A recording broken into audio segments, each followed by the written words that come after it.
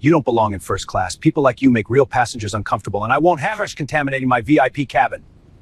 The words sliced through the premium cabin of American Elite Airways Flight 847 like a blade through silk. Every conversation stopped, every head turned. The only sounds were the low hum of the auxiliary power unit and the sudden collective intake of breath from 43 passengers who couldn't believe what they'd just heard. Captain Derek Thompson stood over seat 1A. His chest puffed out, his silver-streaked hair perfectly styled, and his jaw set in a line of absolute certainty. At 45, Derek looked every inch the elite pilot he believed himself to be. His uniform was pressed to military precision, his captain's wings gleaming under the cabin lights, and his voice carried the authority of 18 years commanding aircraft worth hundreds of millions of dollars. But the man he was addressing didn't flinch. Jerome Williams, 42 years old, sat calmly in seat 1A, wearing a charcoal gray hoodie and comfortable dark jeans. His broad shoulders filled the luxury seat naturally, and his deep brown eyes held a stillness that most people mistook for submission. They were wrong. Jerome's calm came from a different place entirely. The quiet confidence of a man who knew exactly who he was and what he was capable of. "Excuse me." Jerome's voice was steady, controlled, with just the slightest edge that suggested Derek had made a serious miscalculation. Derek's lip curled into a sneer. "You heard me. This is first class, premium passengers only. Your ticket must be a mistake or worse." He gestured dismissively at Jerome's casual attire. "Look at you, hoodie jeans, that bag that looks like it came from a thrift store. My VIP passengers paid $8,000 for this experience, and I won't have it degraded by someone who clearly doesn't understand what belongs where." From seat 3, B. Brandon Miller, a 28-year-old tech executive, had already pulled out his phone. His fingers flew across the screen as he started a live stream. "This is happening right now on American Elite Airways Flight 847, he whispered into his device. A pilot is literally telling a passenger he doesn't belong in first class because of how he's dressed. The cabin was split level with first class elevated above the main passenger area. From her jump seat near the galley flight attendant, Carmen Rodriguez watched the scene unfold with growing horror. At 34, Carmen had seen Derek Thompson's behavior before, but never quite this blatant, never quite this public. Her olive-skinned hands gripped the edge of her seat as she tried to decide whether to intervene. "Captain Thompson," Jerome said quietly, and Derek's eyes narrowed at hearing his name. "I have a valid boarding pass, a confirmed reservation, and I've paid for this seat in full. I haven't caused any disturbance, raised my voice, or bothered anyone. What exactly is your complaint?" Derek laughed, a harsh sound that carried no warmth. "My complaint? Look around this cabin." He gestured broadly at the other first-class passengers. "Do you see anyone else dressed like they just rolled out of bed? Do you see anyone else who looks like they wandered onto the wrong aircraft?" Senator Isabella Rodriguez, seated in 2A across the aisle, lowered her tablet and stared at Derek with undisguised disgust. The 52-year-old legislator had heard discrimination before, but rarely so openly displayed. Behind her business executive, Jennifer Walsh, had started recording on her phone, her corporate instincts telling her this was about to become a very big story. "Before we dive deeper into what's happening here," Brandon said to his growing live stream audience, "let me ask you something. Drop your location in the comments and tell me, have you ever been told you don't belong somewhere just because of how you look? Because what's about to happen next will shock you. And if you believe in treating people with basic human dignity, you need to hit that subscribe button right now." Jerome reached into his hoodie pocket and pulled out a small leather notebook. With deliberate precision, he clicked a pen and began writing. Derek watched this action with growing irritation. "What are you doing?" Derek demanded. "Taking notes," Jerome replied without looking up. "Time, date, flight number, your name, exact quotes. Please continue with what you were saying about people who look like me." Derek's face flushed red. "Don't try to turn this into something it's not. This is about standards. This is about maintaining the premium experience my airline promises. You're disrupting that experience just by being here. I'm sitting quietly in a seat I paid for," Jerome said, still writing. The only disruption in this cabin is coming from you. Carmen finally found her voice. Captain Thompson, sir, I've checked Mr. Williams's boarding pass and identification. Everything is in order. He has platinum status with our airline. Derek whipped around to face her. Oh, platinum status can be faked, Carmen. Credit cards can be stolen. Look at him. Really look. Does he strike you as someone who legitimately belongs in a seat that costs $8,000? The racism in Derek's words hung in the air like smoke. Passengers shifted uncomfortably. An elderly Korean-American couple, Robert and Helen Kim, whispered to each other in obvious distress. From his live stream, Brandon's voice carried across the cabin, "Did everyone just hear that this pilot is literally profiling a passenger based on his race and appearance?" Jerome closed his notebook and looked up at Derek with those calm, steady eyes. "Captain Thompson, you're making a very serious mistake right now." Derek laughed again. "Am I? I'm the captain of this aircraft. At 35,000 feet, my word is law. And I'm telling you that you don't belong here. There's been an obvious error, and I'm correcting it."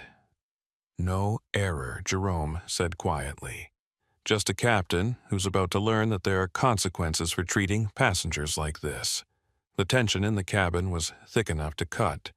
43 passengers, 1 flight crew, and thousands of people watching Brandon's live stream were about to witness something that would change everything. Derek Thompson thought he was exercising his authority as captain. He had no idea he was staring at the one man in America who could end his flying career with a single phone call. But that revelation was still minutes away.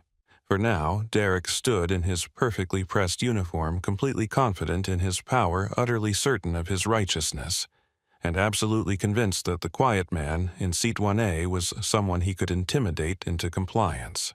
He was wrong on every count. To understand how this moment came to pass, you have to understand the two men facing each other in that first-class cabin and how their very different paths through life had led them to this point. Derek Thompson was born into aviation royalty. His grandfather, Colonel James Thompson, had flown P-51 Mustangs over Europe during World War II, earning 3 distinguished flying crosses and becoming a legend in the family. His father, Captain Michael Thompson, had transitioned from military service to become one of Pan American's most decorated pilots, flying the glamorous international routes during the golden age of air travel. Derek grew up in a world where aviation was nobility, where pilots were kings of the sky, and where the cockpit represented the pinnacle of American achievement. He attended the prestigious Embry-Riddle Aeronautical University, on a legacy scholarship, graduated at the top of his class, and was recruited by American Elite Airways straight out of college. For 18 years, he'd built his career on the foundation of his family name and his own considerable flying skills. But somewhere along the way, Derek had confused his authority as a pilot with a broader authority over people. The cockpit had become his kingdom, and he'd appointed himself judge of who belonged in his realm. His personnel file, buried deep in American Elite's databases, contained 17 complaints over the past 5 years. Complaints about passengers being questioned unnecessarily about random additional security checks that seemed to target people of color about comments that towed the line between inappropriate and illegal. The airline had handled these complaints quietly, reassigning Derek to different routes when things got too heated, offering modest compensation to aggrieved passengers in exchange for their silence. They valued Derek's flying skills and his family's legacy with the company. Besides, he'd never done anything quite egregious enough to justify the paperwork nightmare of terminating a senior captain. That was about to change. Jerome Williams had taken a very different path to this moment. Born in Detroit to a family where aviation was a dream, deferred not a birthright, Jerome had grown up hearing stories about his grandfather, Master Sergeant William Wings Williams. Wings had been a Tuskegee Airman, one of the first African-American military pilots, but when the war ended and he applied to commercial airlines, every door slammed shut. Not ready for colored pilots, they'd said. Passengers wouldn't feel safe, they'd explained. Wings ended up working as an aircraft mechanic for 40 years, maintaining the planes he should have been flying. He'd passed that love of aviation to his son Jerome's father, who became an air traffic controller. And he'd passed it to Jerome, who'd grown up with airplane models covering his bedroom walls, and a burning desire to not just work in aviation, but to change it.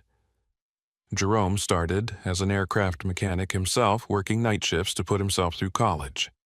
He earned his degree in aeronautical engineering, then his pilot's license, then his law degree.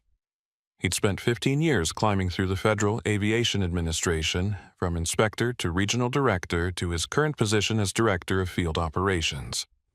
At 42, Jerome Williams had more authority over American aviation than any other single person except the FAA administrator himself. But Jerome didn't exercise that authority from behind a desk in Washington. He believed in seeing things firsthand and understanding how the industry really worked at ground level, which was why he was on Flight 847, wearing a hoodie and jeans with a cash-purchased ticket, and no identifying credentials visible. This was his fourth unannounced audit this year, and his track record spoke for itself. 3 airlines had overhauled their customer service protocols after his visits, 2 had fired discriminatory employees, and 1 had paid 7-figure settlements to passengers they'd mistreated.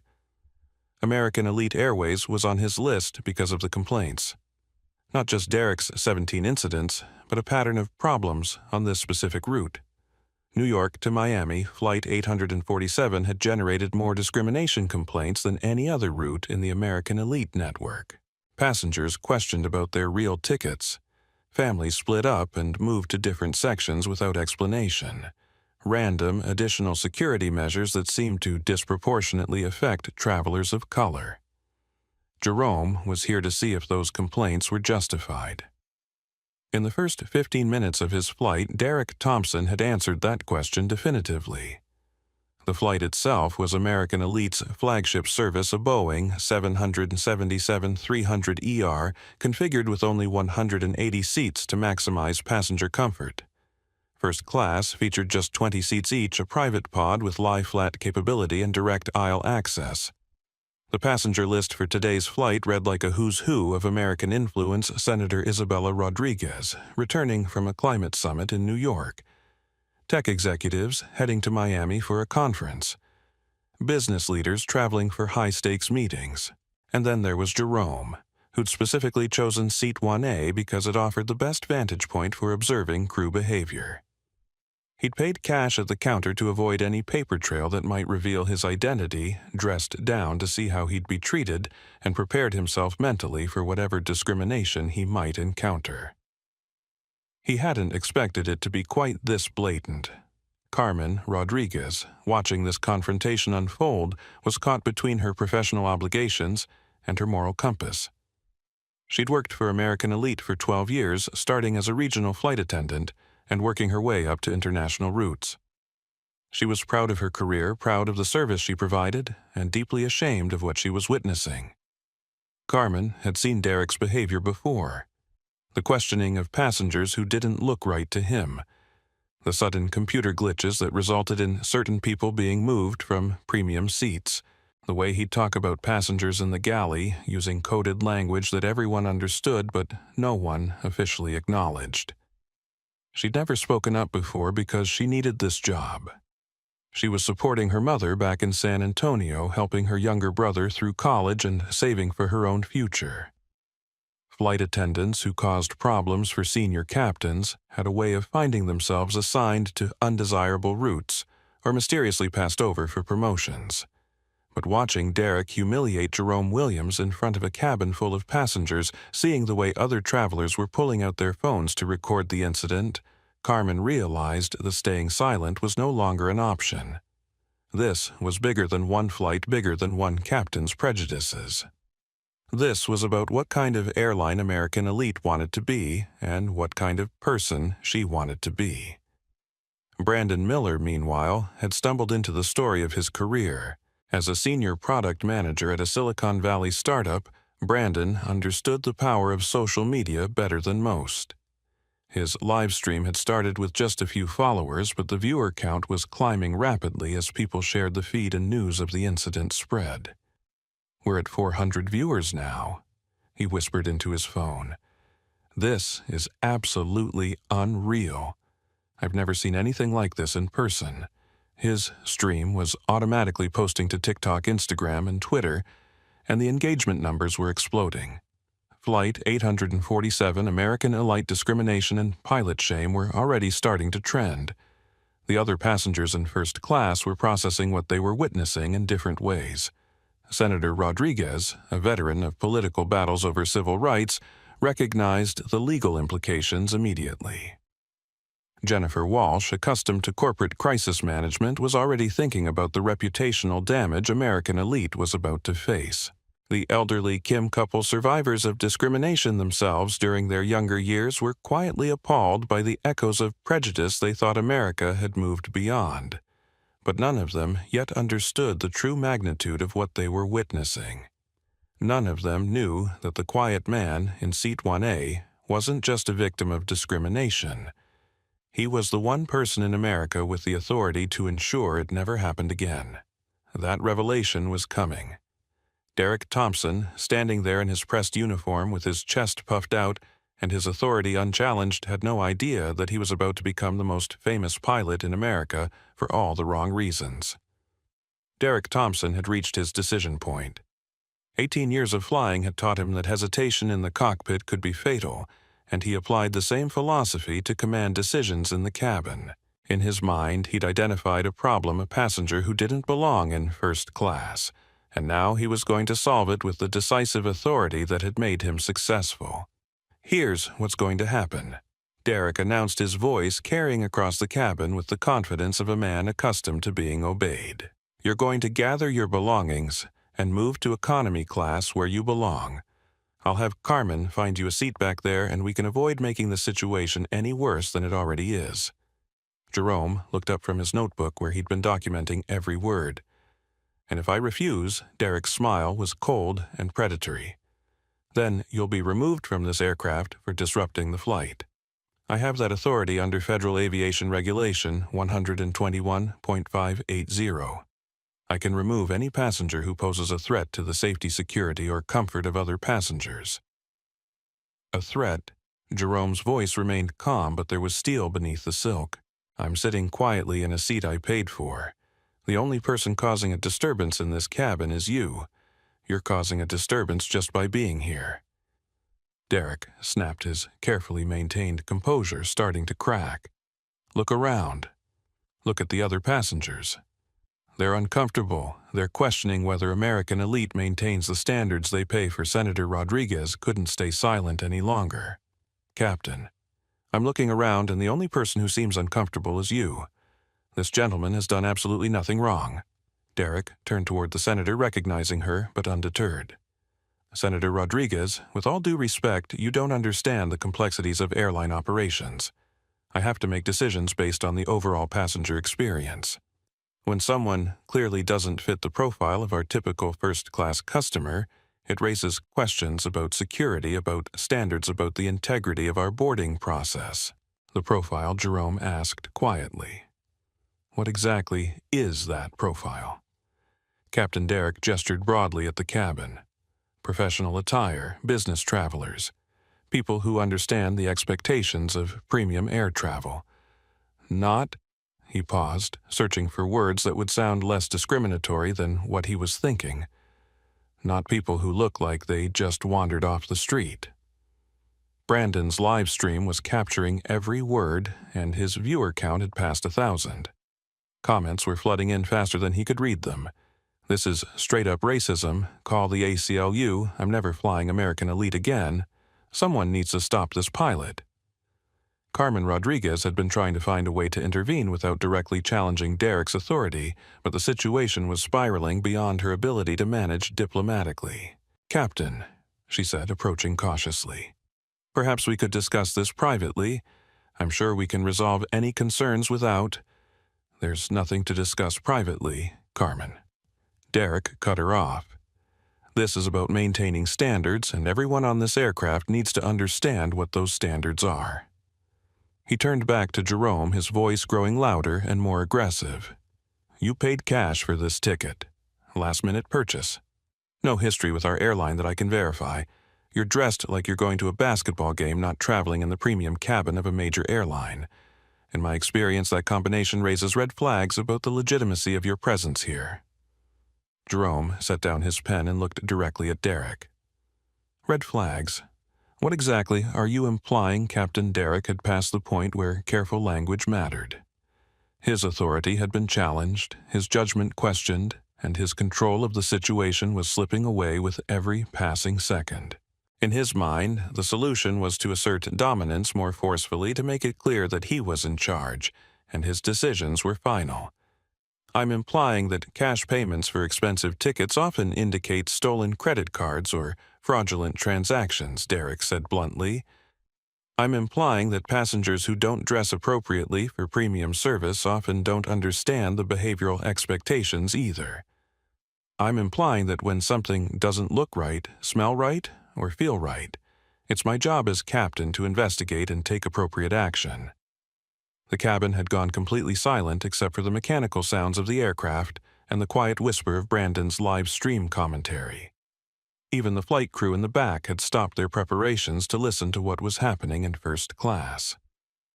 Jennifer Walsh, the business executive in Seat 4A, was live streaming on her LinkedIn account, while simultaneously recording video on her phone. As someone who'd spent years in corporate diversity training, she recognized exactly what she was witnessing. This is textbook racial profiling, she whispered to her followers.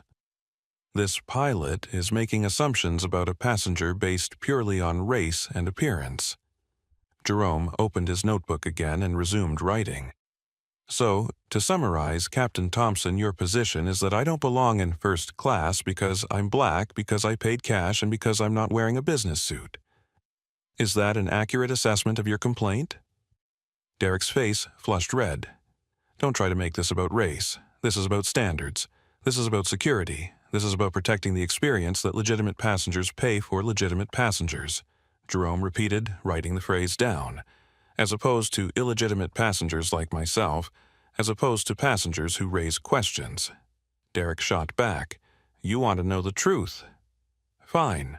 In 18 years of flying, I've learned to spot problems before they become incidents. Cash payments, inappropriate dress, evasive behavior. These are indicators that experienced pilots recognize. I'm not being discriminatory. I'm being professional. Carmen knew she had to act. Her hands shaking slightly, she pulled out her company phone and began recording video. If Derek was determined to destroy his career and damage the airline's reputation, at least there would be an official record of what actually happened. Captain Thompson Carmen said loudly enough for her phone to pick up clearly for the record, I have verified Mr. Williams's identification and boarding pass. His payment was processed successfully by our system. He has platinum status with American Elite Airways, indicating he's a frequent and valued customer. He has made no disturbances, threatened no one, and complied with all federal regulations and airline policies. What specific regulation or policy are you citing that gives you authority to remove him from his legally purchased seat? Derek turned on Carmen with fury that made her step back. Are you questioning my authority as captain of this aircraft? I'm asking for clarification of your reasoning, Carmen replied, trying to keep her voice steady.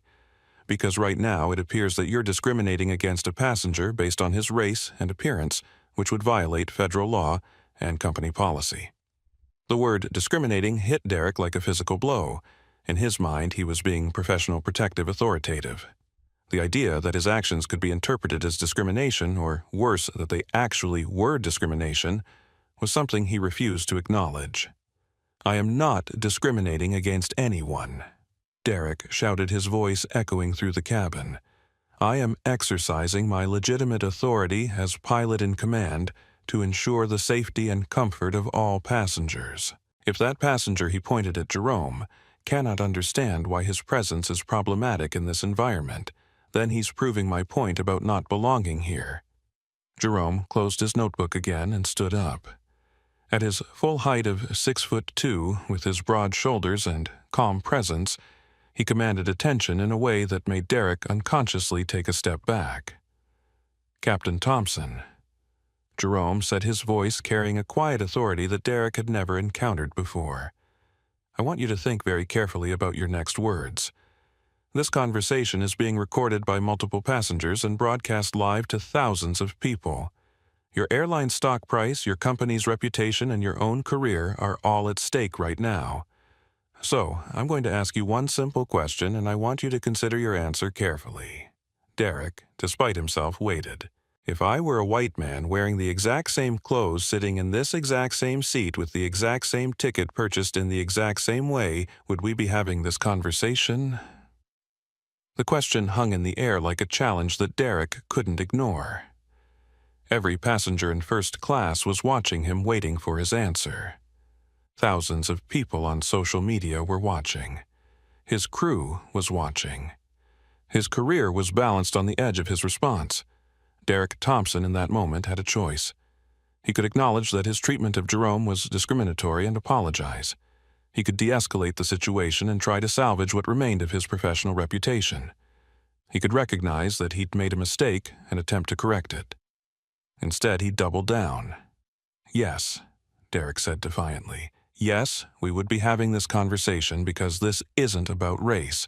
This is about standards, about security, about maintaining the premium experience that American Elite Airways promises its customers. And if you can't accept that, then you're exactly the kind of passenger who doesn't belong in first class.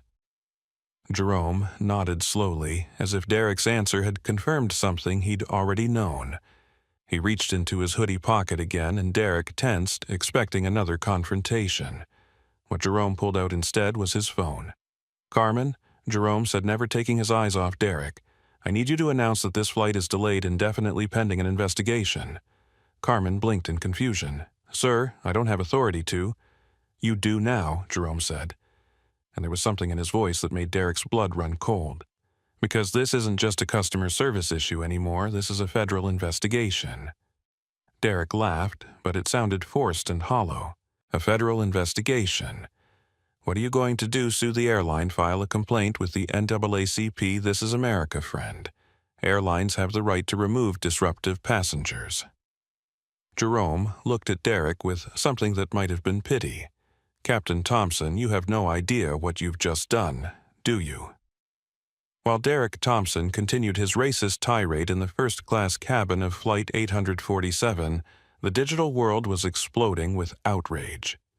Brandon Miller's live stream had passed 5,000 viewers and was climbing exponentially as people shared the feed across every social media platform imaginable. "Oh my God, you guys," Brandon whispered into his phone, trying to keep his voice low while ensuring his followers could hear every word of the confrontation happening just feet away. This pilot just asked if they'd be having this conversation if the passenger were white, and the pilot said yes. He actually said yes. This is the most blatant discrimination I've ever witnessed in real life. The comments on his stream were flowing so fast they were impossible to read. "Record everything. This pilot needs to be fired immediately. What airline is this, so I never fly with them? Someone call the FBI. This is 2024, not 1950. That poor man staying so calm. White. Privilege in action." Brandon had started streaming to maybe 50 followers from his tech company, but the viewer count was now approaching 8,000. His phone was buzzing constantly with notifications as the video was being shared, reposted, and restreamed across TikTok, Instagram stories, Twitter, and LinkedIn. Jennifer Walsh, the business executive in Seat 4A, was conducting her own digital assault on American Elite Airways' reputation. Her LinkedIn post, accompanied by a video clip, was already going viral in business circles currently witnessing the most appalling display of racism I've ever seen in corporate America. American Elite Airways Captain Derek Thompson is literally telling a black passenger he doesn't belong in first class because of his race and clothing. This is happening right now on Flight 847. How is this company training their employees? How is this behavior tolerated? Corporate racism, American elite shame, never again. The post had been shared 200 times in the first 10 minutes, with comments flooding in from executives, lawyers, and civil rights advocates. Several people had already tagged major news outlets and civil rights organizations. Senator Isabella Rodriguez was using her political platform differently, but just as effectively. Her Twitter account, followed by 800,000 people, sent out a terse message. Witnessing racial discrimination in real time on American Elite Air Flight 847. Pilot Derek Thompson is a disgrace to aviation and to basic human decency. This behavior is unacceptable in 2024. The company must act immediately. Flight 847. Discrimination, no excuses. The tweet was retweeted within seconds by other politicians, celebrities, and activists. The hashtag Flight 847 discrimination began trending immediately alongside American Elite racism and Captain Thompson's shame. Back in the cabin, Derek was oblivious to the digital hurricane forming around him. He was focused entirely on what he saw as a challenge to his authority, completely unaware that his career was being destroyed in real time by thousands of people he'd never met. "You know what your problem is," Derek said to Jerome, his voice getting louder and more aggressive. "You think you can just throw around accusations of racism and people will back down? Well, I've been flying for 18 years and I've earned my authority through experience and professionalism. I won't be intimidated by someone trying to play the victim card." Carmen Rodriguez had stopped trying to calm Derek down and was now focused on damage control. She'd sent an emergency message to the ground crew need supervisor on aircraft immediately. Captain making discriminatory statements to passenger. Situation escalating rapidly. Multiple passengers recording. Her phone buzzed with an immediate response, dispatching duty manager and American Elite executive. ETA 5 minutes, keep situation contained. Contained. Carmen almost laughed at the absurdity. This situation had passed contained about 10 minutes ago when Derek first opened his mouth. Now it was headed for viral internet fame and probably federal investigation. The other passengers in first class were processing what they were witnessing in different ways. Robert Kim, the elderly Korean-American man in seat 5A, was quietly furious. He'd faced discrimination during his younger years in the 1970s and 80s, and seeing it displayed so openly brought back painful memories. "Helen," he whispered to his wife, "are you recording this?" "Yes," she whispered back, holding up her phone. "The whole world needs to see this." The Kims had lived through an era when discrimination was more subtle, more coded, hidden behind polite language and plausible deniability. Seeing Derek Thompson's blatant racism felt like traveling backward in time to an uglier America they'd hoped their grandchildren would never experience. Meanwhile, in the economy section of the aircraft, word was spreading about what was happening in first class. Flight attendant Michael Stevens had witnessed part of the confrontation while delivering beverages and had quietly informed his colleagues and some of the passengers. Phones were coming out throughout the cabin as people tried to record audio or capture glimpses of the ongoing incident.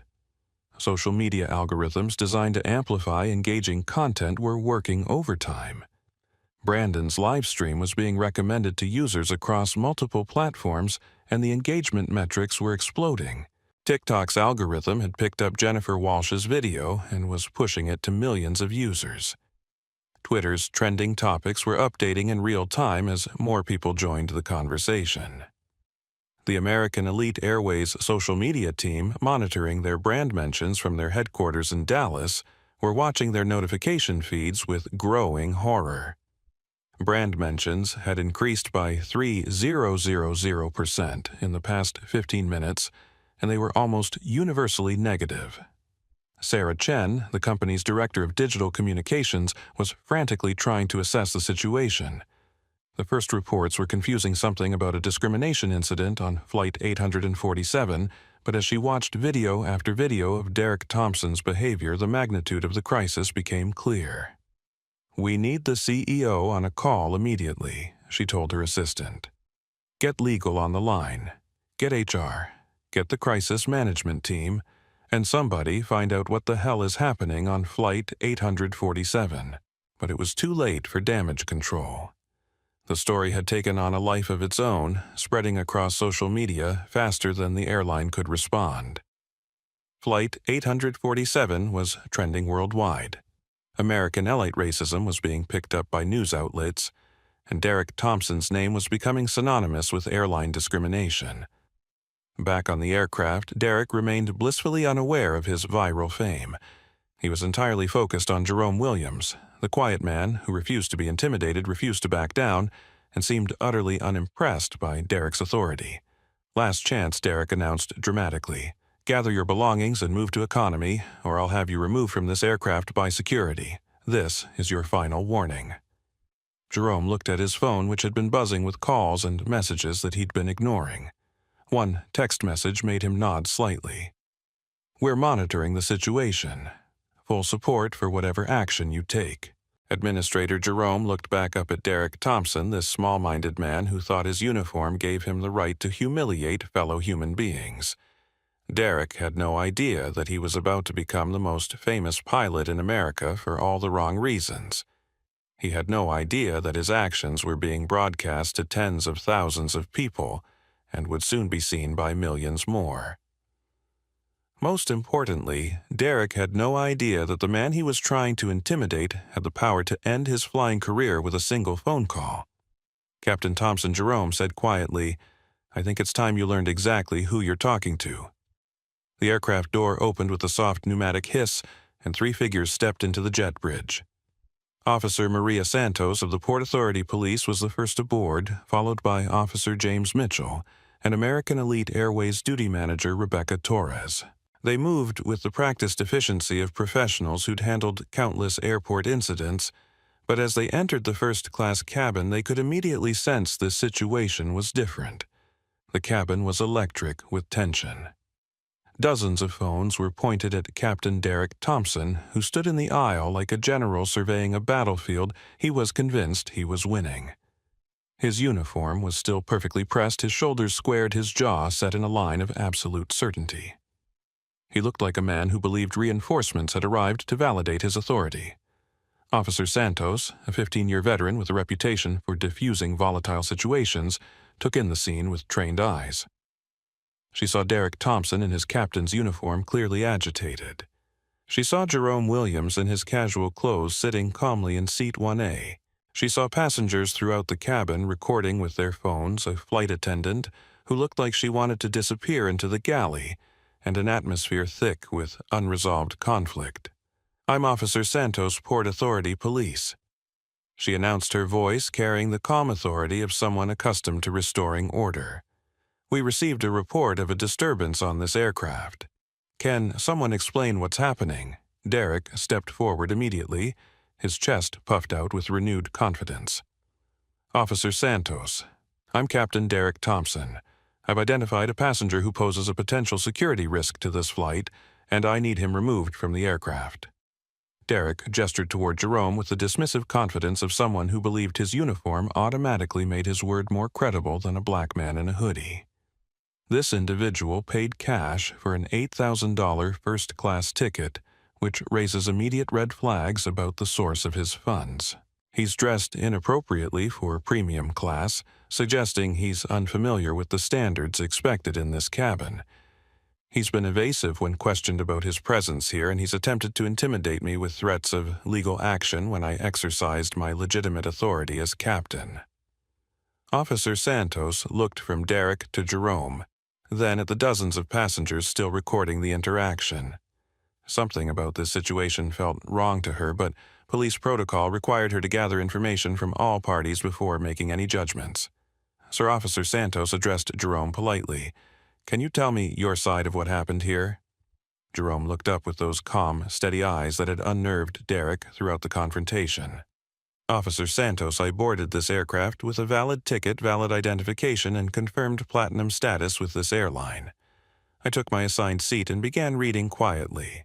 Captain Thompson approached me and demanded I move to economy class because, in his words, people like me don't belong in first class." Derek interrupted immediately. "That's a complete mischaracterization. I never mentioned race. This is about security concerns, not discrimination," Jerome continued as if Derek hadn't spoken.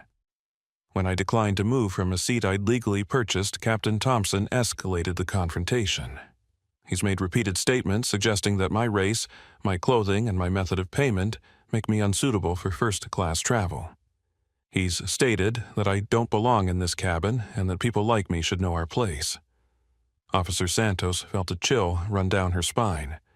In her 15 years of police work, she'd learned to recognize the signs of discrimination, but she'd also learned to be careful about making accusations without clear evidence. Captain Thompson, did you make statements about this passenger's race? Absolutely not, Derek replied forcefully. This is exactly what I was talking about. This passenger is trying to turn a legitimate security concern into a racial incident. He's weaponizing political correctness to avoid accountability for his suspicious behavior. Officer Mitchell, who'd been quietly observing the interaction, stepped forward. Sir, he addressed Derek.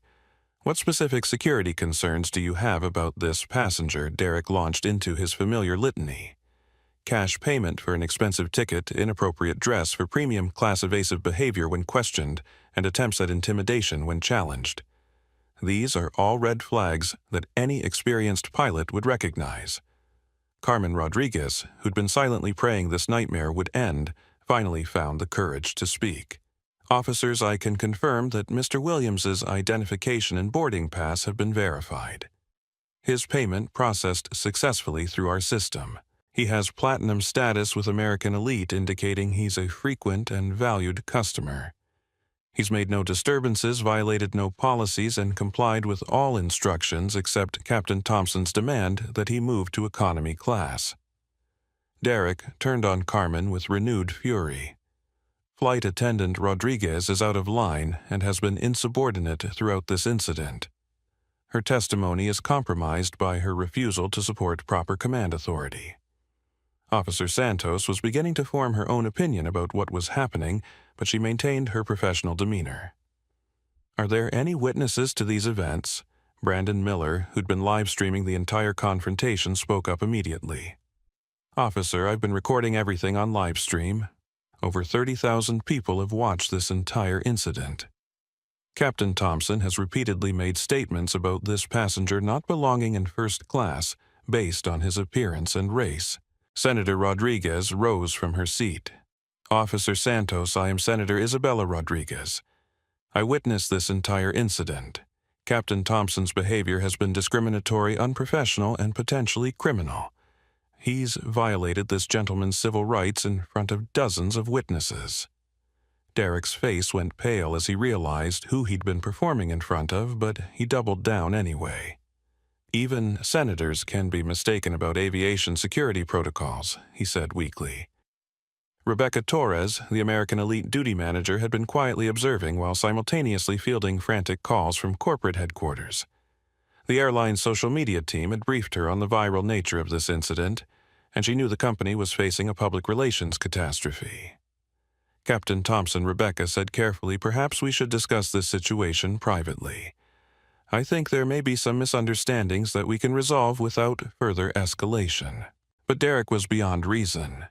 The combination of challenged authority, public humiliation, and racist ideology had created a perfect storm that made rational decision-making impossible. There's nothing to discuss privately, Derek announced loudly. This passenger doesn't belong in first class, and I want him removed from my aircraft. That's my final decision as captain. Officer Santos had heard enough. In her experience, legitimate security concerns were usually accompanied by specific articulable facts. Derek's complaints were vague, contradicted by the evidence, and seemed focused entirely on Jerome's appearance and race. Captain Thompson, Officer Santos said formally, I need you to be very specific about what security threat you believe this passenger poses. What illegal activity do you suspect? What specific behavior has he exhibited that violates federal aviation regulations or airline policies? Derek realized he'd been backed into a corner. He couldn't articulate specific illegal behavior because Jerome hadn't committed any. He couldn't cite violated regulations because none had been broken. All he had were his assumptions, his prejudices, and his wounded ego. The specific threat, Derek said, his voice getting louder and more desperate, is the degradation of the premium experience that first-class passengers pay for. When someone clearly doesn't belong in that environment, it affects the comfort and security of legitimate passengers. Officer Mitchell exchanged a look with Officer Santos. They'd both recognized the discriminatory nature of Derek's statements, but they needed him to be absolutely clear about his reasoning for potential legal proceedings. "Captain Thompson," Officer Mitchell said, "when you say someone clearly doesn't belong, what criteria are you using to make that determination?" Derek looked around the cabin at the faces watching him: passengers, crew members, police officers, and an airline manager. Everyone was waiting for his answer. Everyone understood the significance of this moment. Derek Thompson, in that instant, had one final chance to step back from the precipice. He could acknowledge that he'd made a mistake, apologize for his behavior, and try to salvage what remained of his career. He could recognize that his treatment of Jerome Williams had been discriminatory and attempt to make amends. Instead, he chose to cement his legacy as one of the most notorious racists in aviation history. "Look at him," Derek said, pointing directly at Jerome. "Just look at him. Does he look like someone who legitimately belongs in an $8,000 seat? Does he dress like a first-class passenger? Does he act like someone familiar with premium air travel? Use your common sense. Some people belong in certain places and some people don't." The words hit the cabin like a physical blow. Officer Santos felt her hand move unconsciously toward her handcuffs. Officer Mitchell shook his head in disgust. Rebecca Torres put her face in her hands, knowing she'd just watched an employee destroy both his career and her company's reputation. And Jerome Williams, who'd been sitting quietly through this entire ordeal, documenting everything in his notebook, finally reached into his hoodie pocket to reveal exactly who Derek Thompson had been discriminating against. But before Jerome could speak, Carmen Rodriguez found her voice one final time. "Captain Thompson." Carmen said, her voice shaking with anger and sadness. "I've worked for this airline for 12 years. I've been proud of this company and proud of my job. But what you've done today is the most shameful thing I've ever witnessed in aviation. You've disgraced your uniform, your profession, and basic human decency." Derek turned toward Carmen with the last vestiges of his authority. "Flight Attendant Rodriguez, you're fired. Effective immediately." Carmen laughed a sound with no humor in it. "You can't fire me, Captain, because in about 30 seconds you're not going to be a captain anymore." Derek's face went white. "What are you talking about?" Carmen looked towards Jerome Williams, who was now standing and reaching into his pocket. "Because you just spent the last hour discriminating against the Director of Field Operations for the Federal Aviation Administration. The man who literally has the power to revoke your license." Derek's legs nearly gave out. That's impossible." Jerome Williams pulled out his credential wallet and flipped it open, revealing the Golden Eagle badge of the Federal Aviation Administration. His voice, when he spoke, carried the quiet authority of someone who just watched a man destroy himself through his own hatred and ignorance.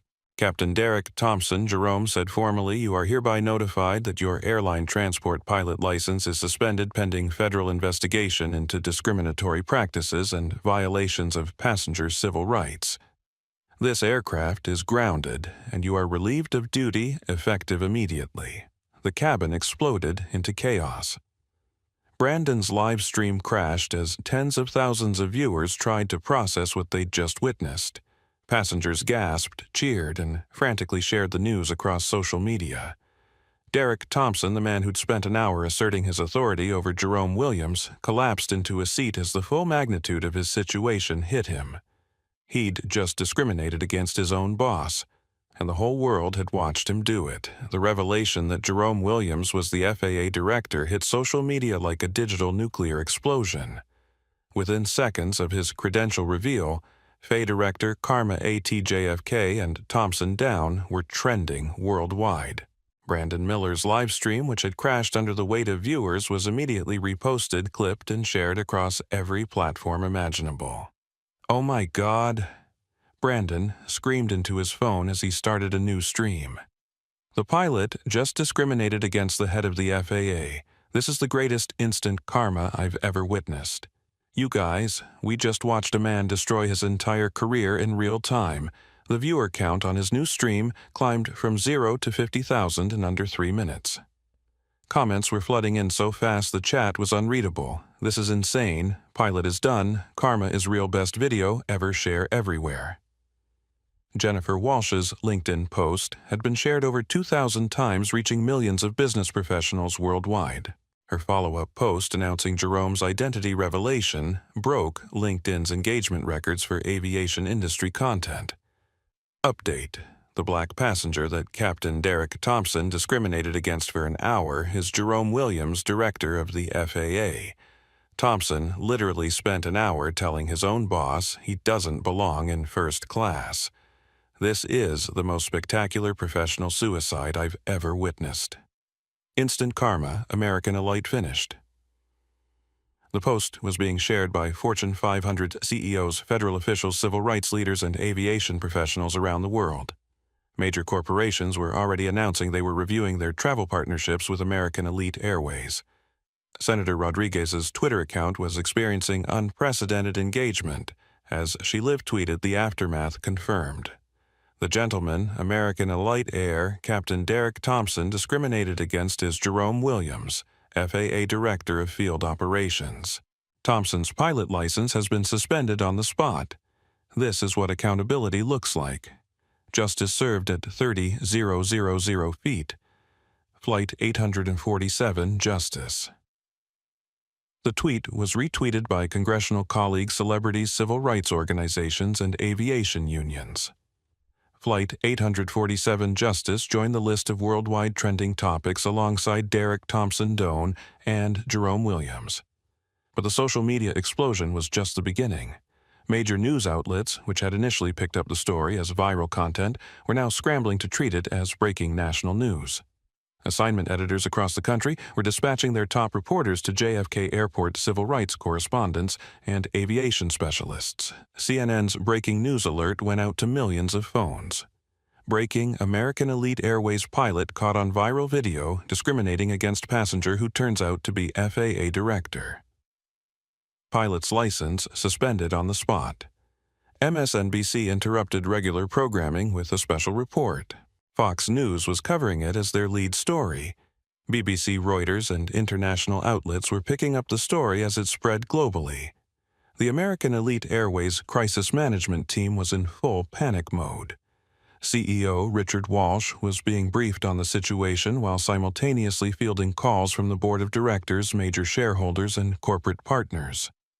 The company's stock price, which had started declining when the first videos went viral, was now in complete freefall. "How bad is it?" Walsh asked his communications director during an emergency conference call. "Sir, it's the worst corporate PR disaster I've ever seen," Sarah Chen replied grimly. "We've got over 100 million social media impressions in the past hour, 98% negative. Our stock is down 12% in after-hours trading. Every major news outlet is covering the story. And sir, the Department of Transportation has already issued a statement saying they're launching a full investigation into our discrimination practices." Walsh closed his eyes. In his 20-year career as an airline executive, he'd never seen anything like this. What about the pilot? Thompson is finished. His license is suspended. He's facing potential federal charges, and he's probably looking at civil lawsuits from multiple parties. But, sir, the bigger problem is that Jerome Williams has authority to launch a comprehensive audit of our entire operation. This could shut us down if we don't handle it perfectly. Meanwhile, back on Flight 847, Derek Thompson was experiencing the real-time collapse of his entire life. As Jerome Williams formally suspended his pilot's license, Derek could see passengers around him refreshing their phones, watching his professional destruction unfold on social media in real time. "This can't be happening," Derek muttered, staring at Jerome's FAA credentials. "This has to be some kind of mistake." Officer Santos, who'd been documenting the entire incident for her report, looked at Derek with something approaching pity. "Sir, you need to understand the seriousness of your situation. You've been caught on video discriminating against a federal official while he was conducting an official investigation. This goes way beyond airline disciplinary action." Derek's phone started buzzing with calls.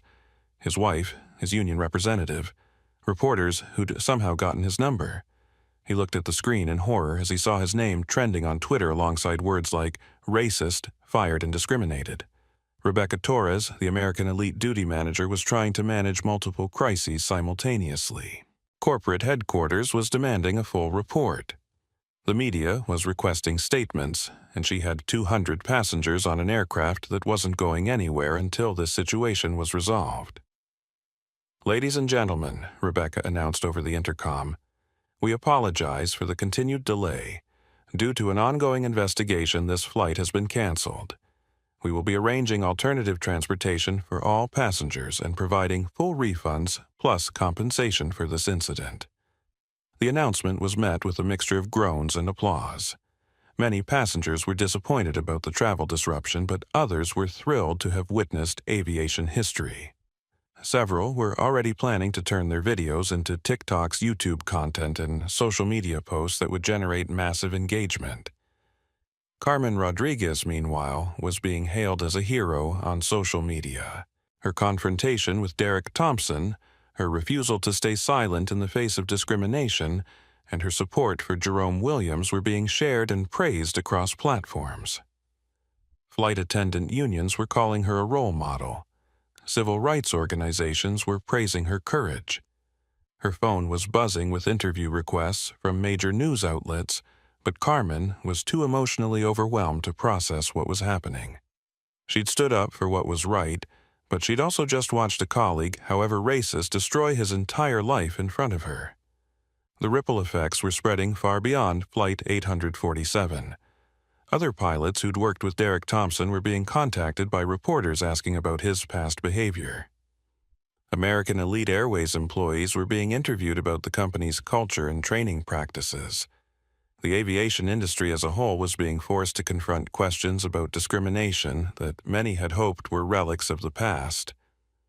Dr. Angela Foster, president of the National Association of Black Aviation Professionals, issued a statement that was being quoted in every news story about the incident. "What we witnessed today on Flight 847 is a stark reminder that discrimination in aviation is not a thing of the past. However, we also witnessed the power of technology bystander intervention and leadership to hold prejudice accountable." Jerome Williams's calm dignity in the face of outrageous discrimination and his authority to deliver immediate consequences represents the progress our community has fought for decades to achieve.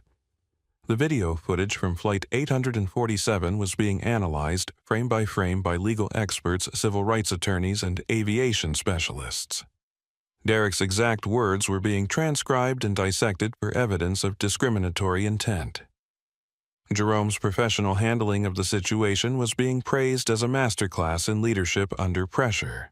But perhaps the most significant development was happening in congressional offices across Washington, D.C. Senator Rodriguez's real-time documentation of the incident had provided lawmakers with clear evidence of ongoing discrimination in commercial aviation. Bills were already being drafted to strengthen anti-discrimination enforcement, increase penalties for discriminatory behavior, and mandate better training for airline employees. As Flight 847 sat at the gate, its passengers slowly deplaning and its crew processing what they'd witnessed, the story was taking on a life of its own. Derek Thompson had become a symbol of everything wrong with unchecked authority and unexamined privilege. Jerome Williams had become a symbol of dignity, professionalism, and the power of accountability. But the story was far from over. Derek Thompson's career was finished, but the federal investigation was just beginning. American Elite Airways faced potential sanctions lawsuits and regulatory action. And the aviation industry as a whole was about to be forced to confront some uncomfortable truths about who belongs in the sky and who gets to make that decision. The incident that had started with Derek Thompson trying to remove Jerome Williams from first class had ended with Derek removing himself from aviation entirely. And the whole world had watched it happen one viral video at a time. The moment Jerome Williams flipped open his credential wallet, revealing the Golden Eagle badge of the Federal Aviation Administration, time seemed to stop in the first-class cabin of Flight 847. The silence was so complete that the only sounds were the mechanical hum of the aircraft's systems and the faint rustle of passengers shifting in their seats to get a better view. Derek Thompson's face went through a series of expressions so rapidly it was almost comical confusion, disbelief, recognition, and finally, absolute terror. His mouth opened and closed several times without producing sound, like a fish gasping for air on dry land. That's impossible. Derek finally managed to croak his voice barely above a whisper. Jerome Williams stood to his full height, and suddenly the dynamic in the cabin shifted completely. The man who had been sitting quietly enduring an hour of racist abuse now commanded the space with an authority that made Derek Thompson look small and pathetic in comparison. "My name is Jerome Williams." Jerome said, his voice carrying the quiet power of someone accustomed to being obeyed. "Director of Field Operations for the Federal Aviation Administration. And Captain Derek Thompson, you have just provided me with the most comprehensive evidence of discriminatory practices I have ever witnessed in my 15 years with the FAA." The cabin erupted. Passengers gasped, applauded, and frantically worked their phones to share this incredible development. Brandon Miller's live stream, which had already crashed once under the weight of viewers, exploded again as tens of thousands of people tried to process what they were witnessing. "Oh my God, you guys!"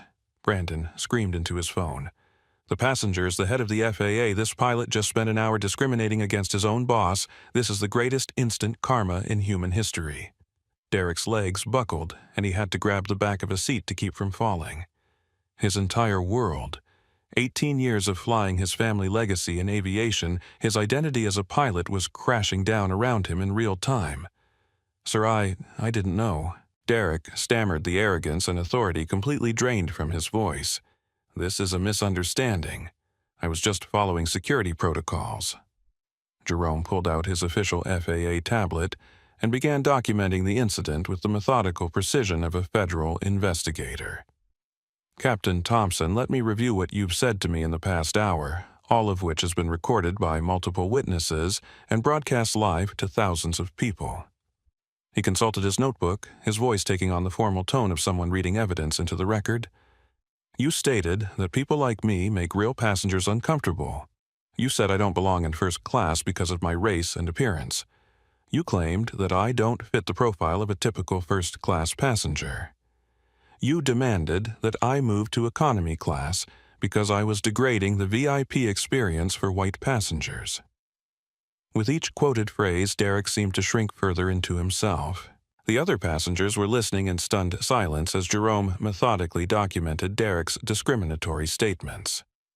"You also stated," Jerome continued, "that people like me should know our place and that I belong exactly where people like me have always belonged, and that's not in the front of the plane. Captain Thompson, in my 15 years with the FAA, I have never heard such blatant racial discrimination from a licensed pilot."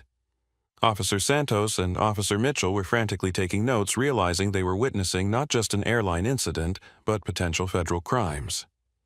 Rebecca Torres, the American Elite Duty Manager, was simultaneously horrified by Derek's behavior and terrified of the implications for her company. Derek made one last desperate attempt to salvage the situation. "Mr. Williams, sir, I apologize if my words were misinterpreted. I was concerned about security, about maintaining standards. I never intended any discrimination. This is all a terrible misunderstanding." Jerome looked at Derek with an expression that mixed professional disappointment with personal sadness. "Captain Thompson, there's no misunderstanding here. Your statements were clear, your intent was obvious, and your discrimination was documented. But more importantly, this incident reveals something much larger than your personal prejudices."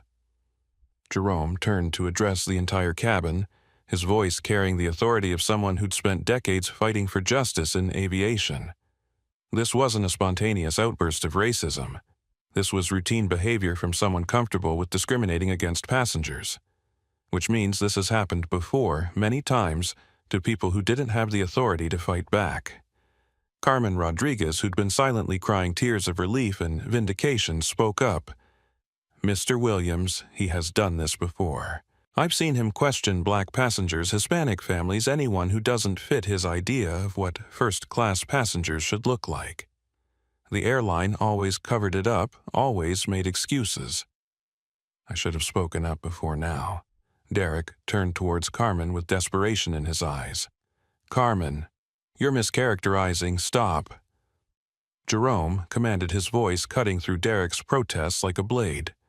"Captain Thompson, you are relieved of duty, effective immediately.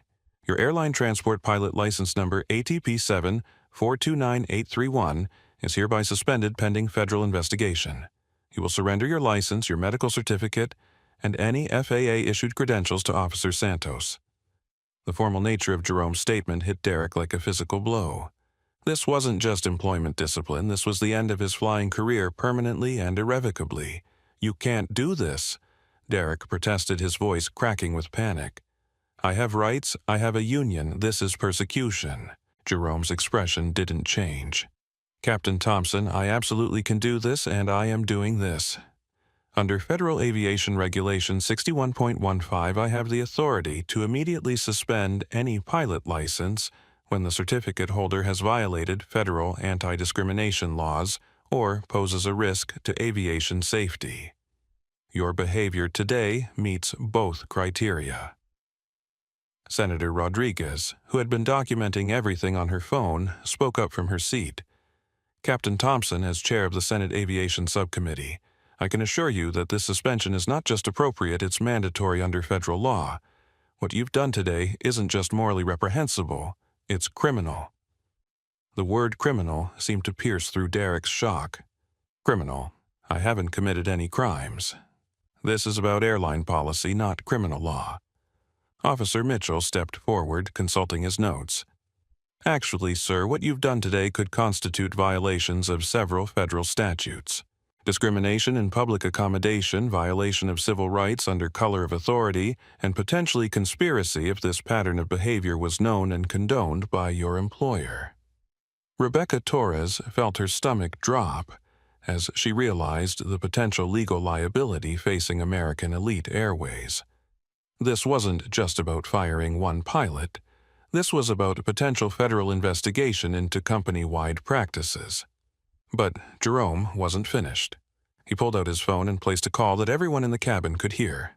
"Administrator Chen, this is Jerome Williams. I need to report a Level 1 discrimination incident requiring immediate federal response."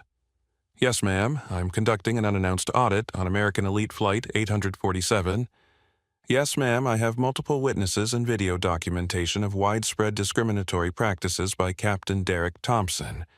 "Yes, ma'am. I've already suspended his license." Derek could hear a woman's voice on the other end of the phone, though he couldn't make out the words. Jerome listened occasionally, responding with "Yes, ma'am," or "I understand." Administrator Chen Jerome said finally, "I'm recommending a full agency investigation into American Elite Airways training, hiring, and customer service practices. Based on what I've witnessed today and statements from crew members, this appears to be a pattern of discrimination, not an isolated incident." Derek's face went completely white as he realized the scope of what was happening. This wasn't just about his individual career. Jerome was triggering a federal investigation that could shut down American Elite Airways entirely. Jerome ended the call and looked directly at Derek. "Captain Thompson, FAA Administrator Chen has authorized a complete investigation into your conduct and your airline's practices. Federal investigators will be interviewing every passenger on this flight, every crew member you've worked with, and reviewing every complaint filed against you or American Elite Airways over the past 5 years. Brandon Miller, still streaming to a massive online audience, provided running commentary. You guys, this is incredible.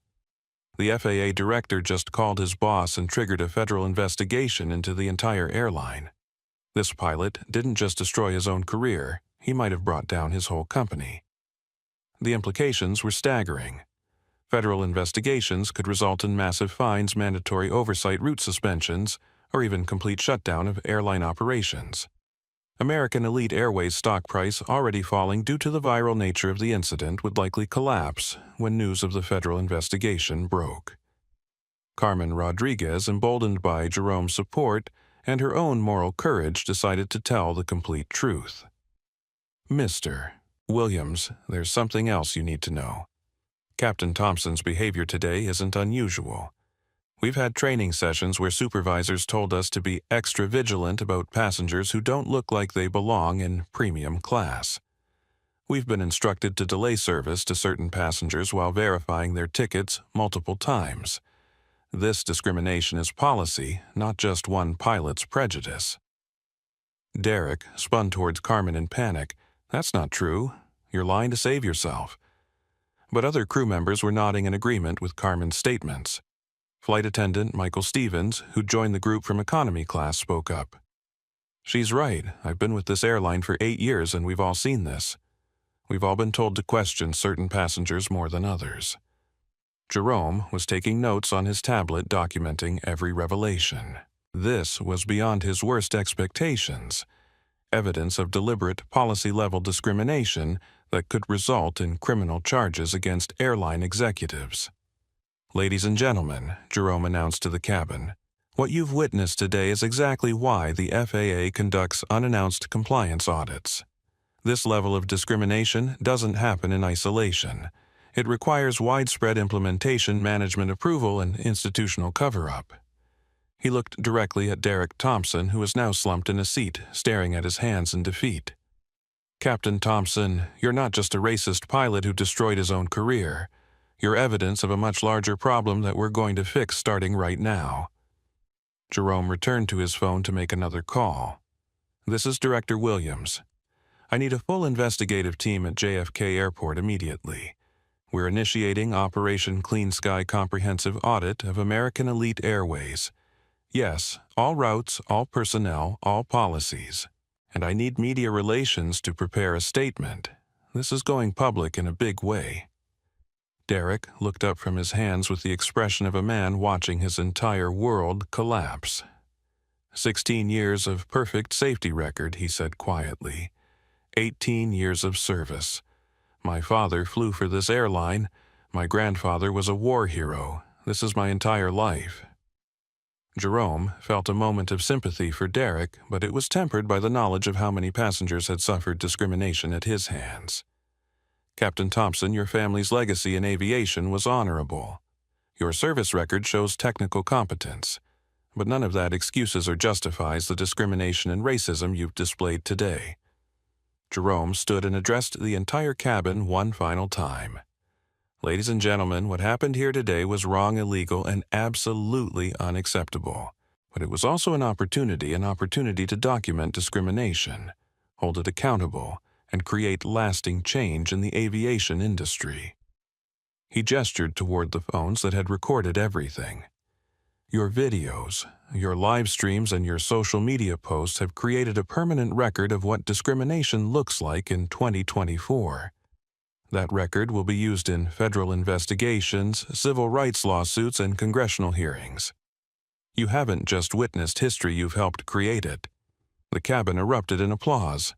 Passengers cheered, crew members wiped away tears, and millions of people watching online celebrated what felt like a moment of perfect justice.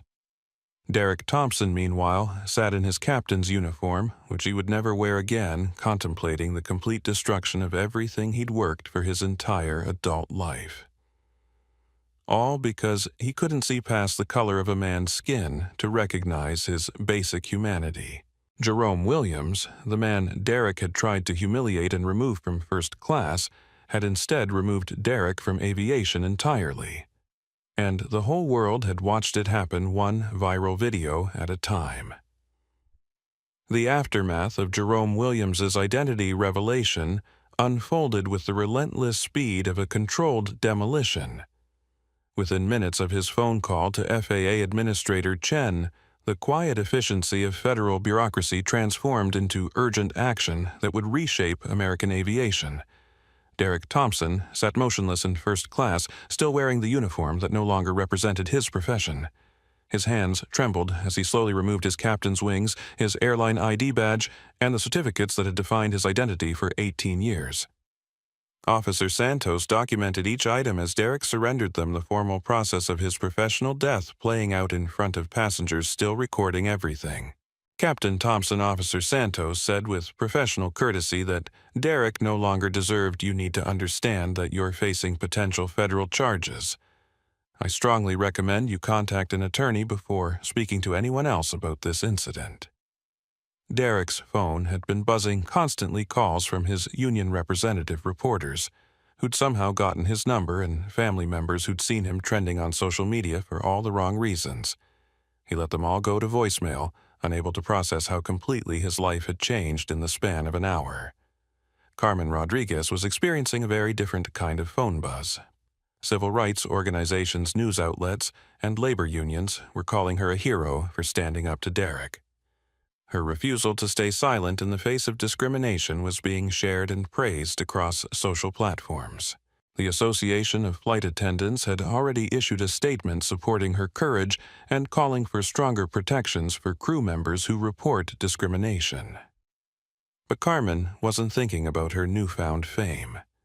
She was thinking about all the passengers she'd watched Derek humiliate over the years, all the times she'd stayed silent to protect her job, all the opportunities for justice that had been lost because people like her hadn't found the courage to speak up. Mr. Williams Carmen said, approaching Jerome as he continued documenting the incident, "There's something else you need to know about American Elite's policies. We have what management calls the Enhancement Protocol additional verification procedures for passengers who fit certain profiles. It's never written down, but everyone knows what it means."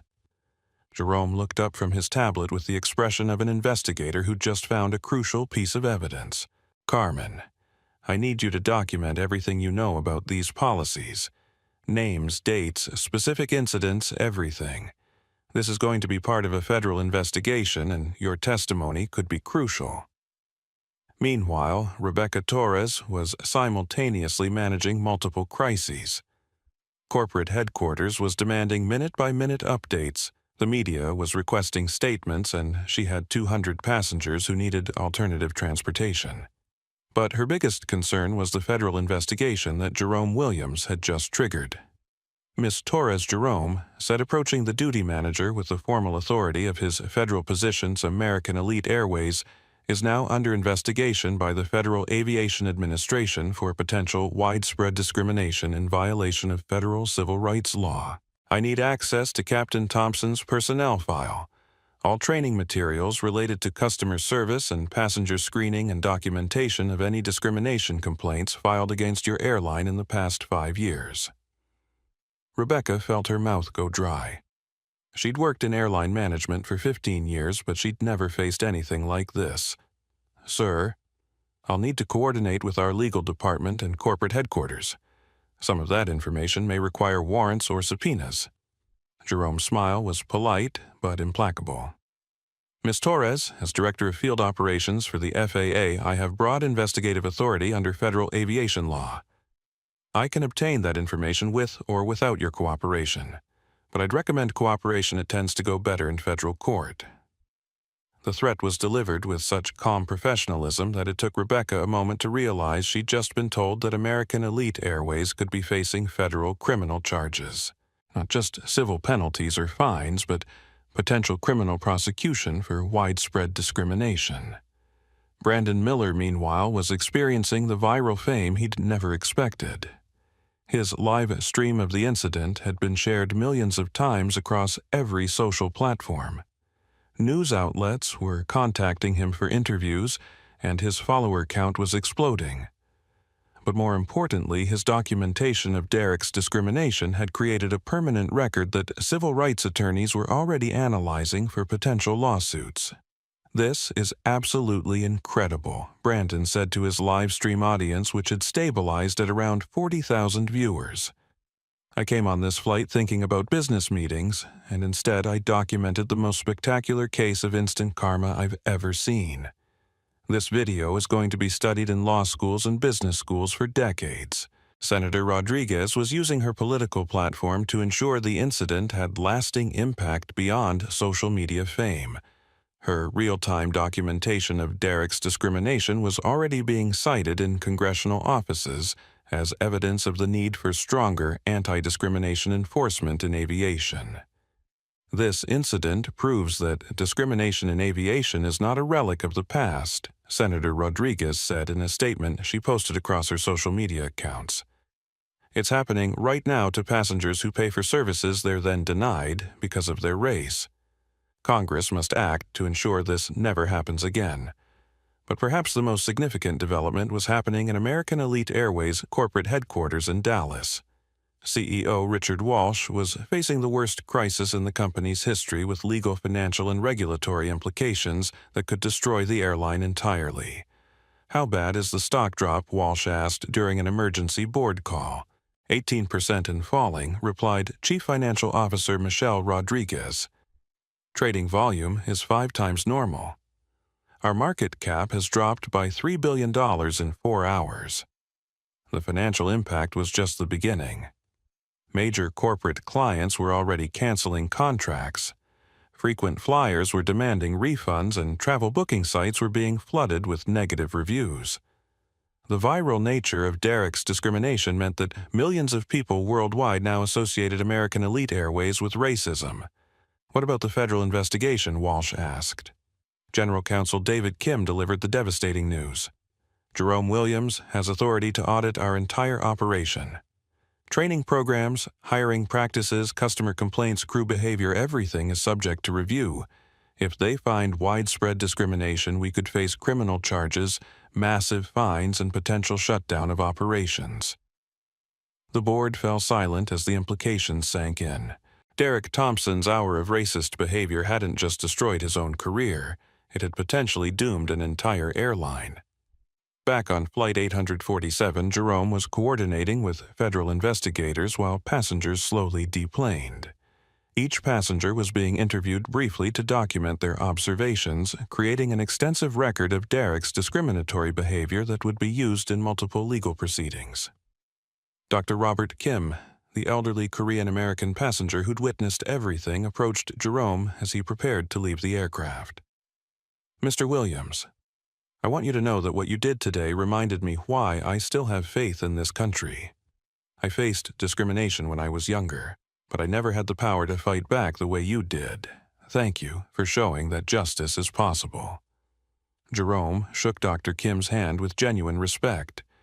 "Sir, justice was only possible because people like you and the other passengers refused to stay silent. Your videos, your testimony, and your willingness to speak up are what will create lasting change." As passengers continued to deplane, sharing their videos and experiences on social media, the story continued to spread globally. Flight 847, Derek Thompson racist and Jerome Williams hero were trending in multiple countries. International news outlets were covering the story as an example of both America's ongoing struggle with racism and its capacity for accountability. Derek Thompson, escorted off the aircraft by Port Authority officers, faced a gauntlet of cameras and reporters who'd rushed to JFK Airport. His walk of shame through the terminal was being broadcast live on multiple news channels, cementing his place in history as one of aviation's most notorious figures. Captain Thompson, reporters shouted as he was led away. "Do you regret your statements? Will you apologize to Mr. Williams? What do you say to people calling you a racist?" Derek said nothing. His head down his career over his reputation, destroyed by his own words, captured on video and broadcast to millions. The man who'd started the day as a confident pilot with 18 years of experience was ending it as a symbol of everything wrong with unchecked prejudice and institutional racism. Jerome Williams, meanwhile, was just getting started. The investigation he'd triggered would examine not just Derek Thompson's behavior, but the entire structure that had enabled and protected discriminatory practices for years. Real change was coming to American aviation, and it was coming fast. The incident that had started with Derek trying to remove Jerome from first class had ended with Derek removing himself from aviation entirely. But more importantly, it had created an opportunity for fundamental reform that would benefit every passenger who followed. 3 weeks after Flight 847 was grounded at JFK Airport, Jerome Williams stood in the main auditorium of the Federal Aviation Administration headquarters in Washington, D.C. The room was packed beyond capacity with pilots, airline executives, union representatives, and civil rights advocates. Media from around the world had requested credentials, and the event was being live-streamed to ensure transparency in what Jerome was calling the new era of aviation accountability. Behind Jerome, a massive screen displayed the findings of the most comprehensive discrimination audit in aviation history. Operation Clean Sky had examined American elite airways from top to bottom, but its implications reached far beyond a single airline. Ladies and gentlemen, Jerome began, his voice carrying the quiet authority that had made Derek Thompson's racism so shocking in comparison. What happened on Flight 847 wasn't an isolated incident. It was a symptom of deep-rooted problems that have plagued commercial aviation for decades. Jerome clicked a remote, and the screen displayed statistics that made the audience gasp. In the past 5 years alone, the FAA has received over 12,000 complaints about discrimination in commercial aviation. Passengers questioned about their legitimacy based on race. Families separated because they didn't look like they belonged in premium class. Individuals subjected to additional security screening based solely on appearance. The numbers were staggering, but what made them worse was the follow-up statistic Jerome displayed next. Of those 12,000 complaints, fewer than 200 resulted in any action by airlines. The rest were dismissed as misunderstandings or policy compliance or simply ignored entirely. Carmen Rodriguez, sitting in the front row as a key witness, felt tears forming as she remembered all the passengers she'd watched suffer discrimination while she stayed silent. Her testimony had been crucial in documenting American elite's widespread discrimination, and she'd become a powerful advocate for crew members who witnessed discrimination to speak up. But Flight 847 changed everything, Jerome continued. Not just because it was recorded and broadcast to millions of people, but because it demonstrated that accountability is possible when we have the courage to demand it. Jerome clicked again, and the screen displayed what he called the Thompson Protocol, named after Derek Thompson, not as an honor, but as a permanent reminder of what happens when prejudice meets authority. Effective immediately, every commercial airline operating in United States airspace will implement new anti-discrimination protocols, Jerome announced. These aren't suggestions. These aren't recommendations. These are federal requirements backed by the full authority of the FAA. The first requirement drew murmurs of approval from civil rights advocates in the audience. All airline personnel, pilots, flight attendants, gate agents, customer service representatives will undergo mandatory bias recognition training every 6 months. This training will include real-world scenarios, video examples, and clear consequences for discriminatory behavior. Jerome had worked with psychologists and civil rights experts to develop training that went beyond simple sensitivity sessions. The new protocols required employees to confront their own biases, understand how discrimination manifested in aviation, and learn specific intervention techniques for stopping discriminatory behavior by colleagues. Second, Jerome continued, "We're implementing real-time discrimination reporting on every aircraft. Passengers and crew members will have direct access to federal investigators through secure applications that document incidents as they happen with automatic notification to FAA enforcement teams." The technology was revolutionary QR codes in every seat back that connected passengers directly to federal investigators, encrypted recording capabilities that preserved evidence automatically, and tracking that identified patterns of discriminatory behavior across multiple flights and crew members. Third, we're establishing independent review boards for all discrimination complaints, with members drawn from civil rights organizations, passenger advocacy groups, and community leaders. Airlines will no longer investigate themselves. This requirement addressed one of the most persistent problems in aviation discrimination: the tendency of airlines to minimize, dismiss, or cover up incidents to protect their reputation and avoid liability.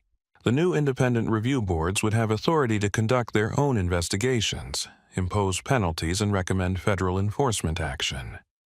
Senator Rodriguez, who'd become a key advocate for aviation reform since Flight 847, spoke from the audience. Director Williams, how will these new protocols prevent another Derek Thompson from discriminating against passengers? Jerome's answer was comprehensive and uncompromising. Senator, the Thompson Protocol creates multiple layers of accountability that make discrimination both immediately detectable and professionally fatal. First, the bias training makes discriminatory behavior harder to rationalize or excuse.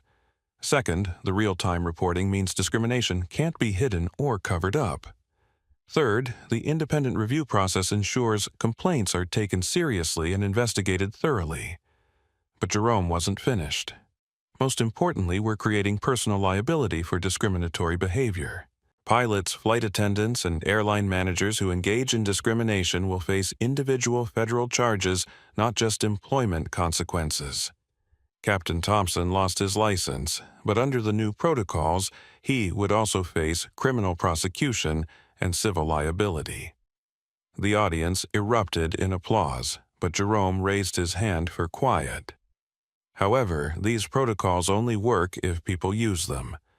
What made Flight 847 different wasn't just my authority as FAA director, it was the courage of passengers like Brandon Miller, Senator Rodriguez, and Dr. Kim to document what they witnessed and refuse to stay silent. Jerome gestured towards Carmen Rodriguez. It was flight attendant Carmen Rodriguez's decision to speak the truth instead of protecting a discriminatory structure. Carmen has become our lead trainer for the new bias recognition programs, helping airline employees understand that staying silent in the face of discrimination isn't neutral, it's complicit. Carmen stood to acknowledge the applause, but Jerome could see the weight of years of witnessed discrimination in her eyes. Her transformation from silent bystander to powerful advocate represented exactly the kind of cultural change the Thompson Protocol was designed to create. The technology and training are crucial, Jerome continued, but lasting change requires something more fundamental, a recognition that aviation belongs to everyone. When the Wright brothers first took flight, they weren't thinking about who would be allowed in first class or economy. They were thinking about the human dream of flight itself. Jerome's voice took on the inspirational tone that had made him a powerful leader throughout his career. Every passenger who boards an aircraft, regardless of race, religion, gender, sexual orientation, or economic status, deserves to be treated with dignity and respect. Not because it's good for business or legally required, but because it's fundamentally right. The screen behind Jerome displayed photos from Flight 847 Derek Thompson's racist confrontation passengers recording the incident.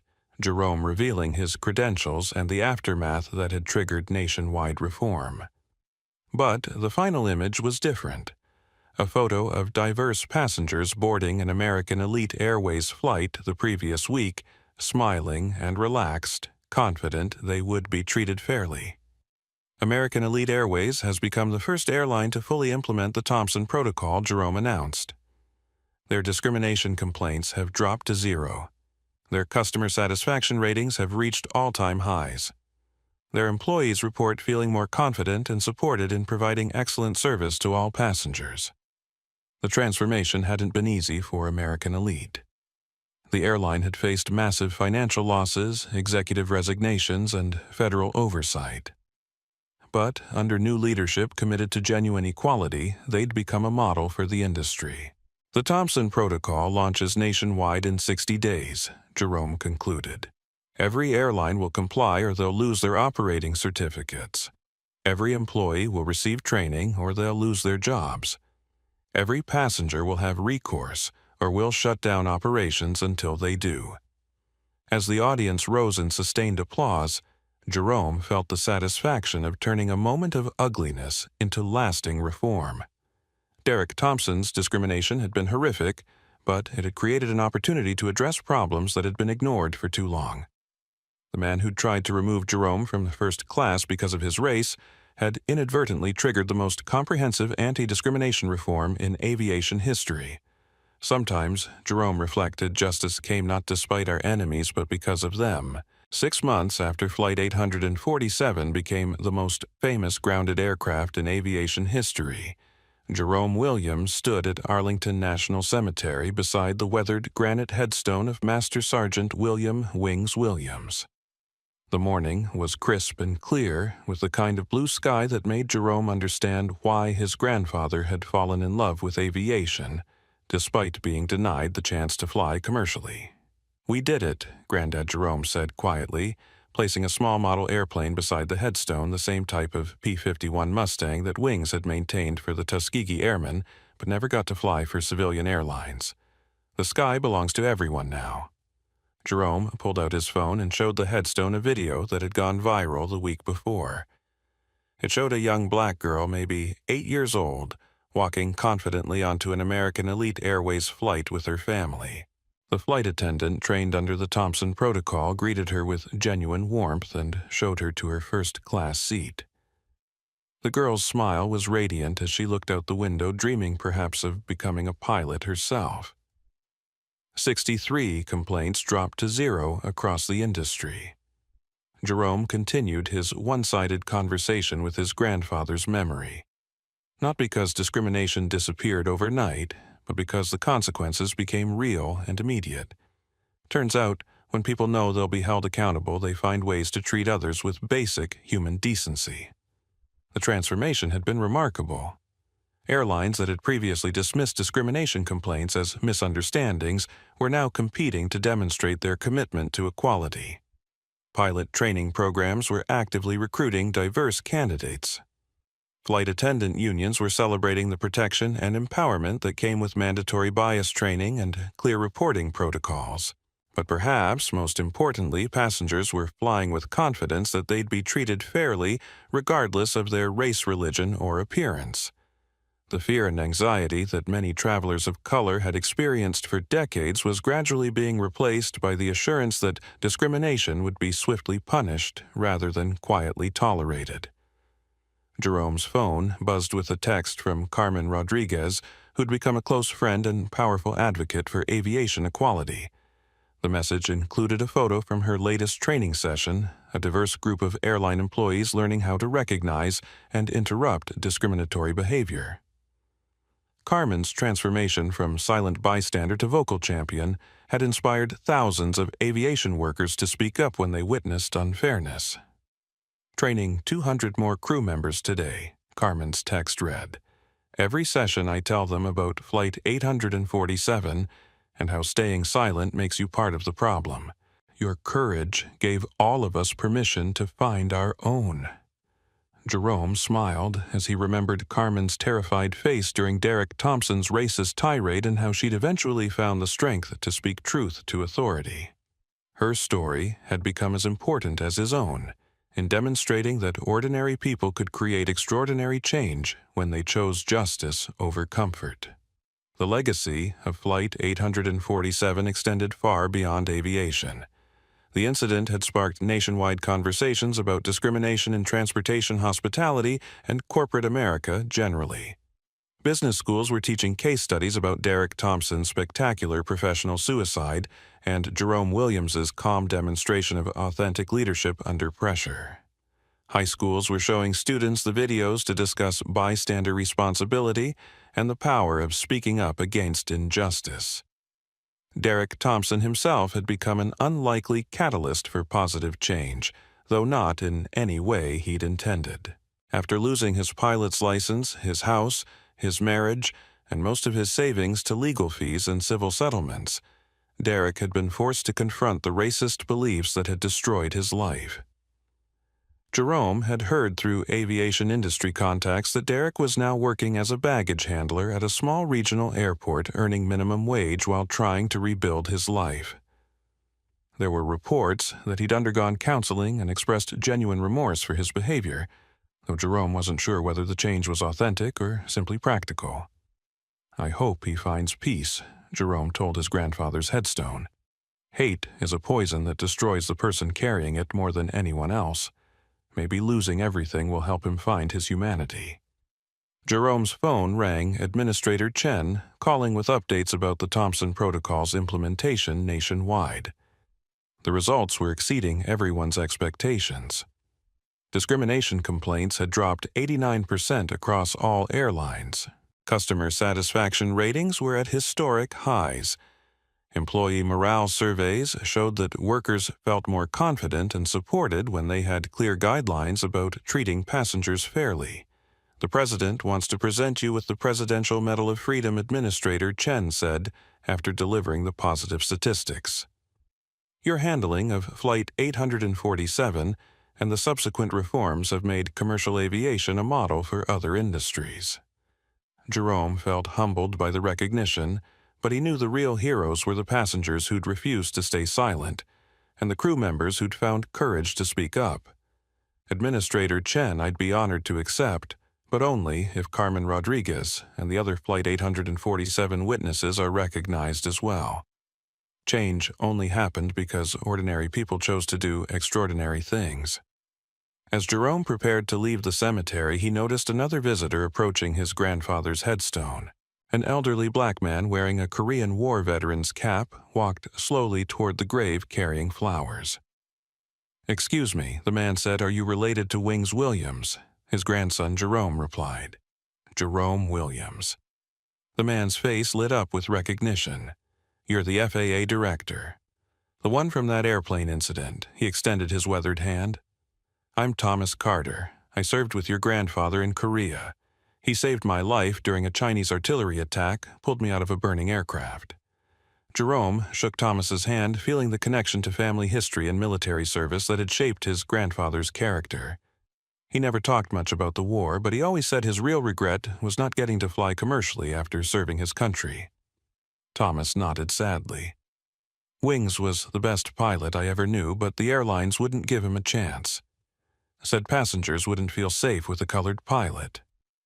Thomas paused, looking at Jerome with pride and wonder. "But look at you now, running the whole aviation operation, making sure nobody gets treated the way he was." Jerome felt tears forming as he realized that his grandfather's dreams had been deferred, but not destroyed. They'd been passed down through generations until someone had the authority and opportunity to make them real for others. "Mr. Carter, would you like to see something that would make Granddad proud?" Jerome pulled out his tablet and showed Thomas videos from airports across America, diverse pilots boarding aircraft, families of all races being welcomed warmly in premium cabins, children of color looking up at airplanes with dreams of flying rather than fear of discrimination. Thomas watched the videos with tears streaming down his face. Wings would have loved to see this. All those years he maintained other people's planes, dreaming of the day when flying would be fair for everyone. As Jerome drove away from Arlington Cemetery, he reflected on the journey from that horrible hour on Flight 847 to this moment of transformation. Derek Thompson's racism had been painful and infuriating, but it had created an opportunity to address problems that had been hidden for too long. The sky that had once been divided by prejudice and limited by discrimination was now truly open to everyone. Children could board airplanes without their parents worrying about humiliation. Travelers could focus on their journeys rather than preparing for possible mistreatment. Aviation workers could take pride in serving all passengers with dignity and respect. Most importantly, the next generation was growing up in a world where Derek Thompson's behavior was not just morally wrong, but immediately punished. They would inherit an aviation operation that valued human dignity over arbitrary prejudice, where authority was exercised with justice rather than bias. Jerome Williams, the man Derek Thompson had tried to remove from first class, had instead removed discrimination from American aviation. The quiet dignity he'd shown under pressure had sparked nationwide reform that would protect millions of future passengers from the humiliation he'd endured. The sky belonged to everyone now, exactly as it should have from the very beginning. If you've ever faced discrimination or witnessed injustice and wondered whether speaking up would make a difference, let this story remind you that your voice matters. Change happens when ordinary people choose courage over comfort, when bystanders become advocates, and when those with authority use it to protect rather than oppress. The next time you see someone being treated unfairly because of their race, their religion, their appearance, or any other characteristic, remember Flight 847 and ask yourself, what would Jerome Williams do? What would Carmen Rodriguez do? What would you do if you knew your actions could create lasting change for millions of people? Justice begins with a single voice refusing to stay silent. And if this story moved you, if it made you think, if it inspired you to stand up for what's right, then please hit that like button and share this video with everyone you know. Subscribe to our channel for more stories about courage, accountability, and the power of standing up for justice. Your share could reach someone who needs to hear this message today. Your like helps us continue telling these important stories. And your subscription ensures you'll never miss another tale of justice served and dignity restored. Because when we share these stories, when we celebrate these moments of accountability, we're not just entertaining ourselves, we're changing the world one story at a time. Thank you for watching, and remember, the next hero in one of these stories could be you.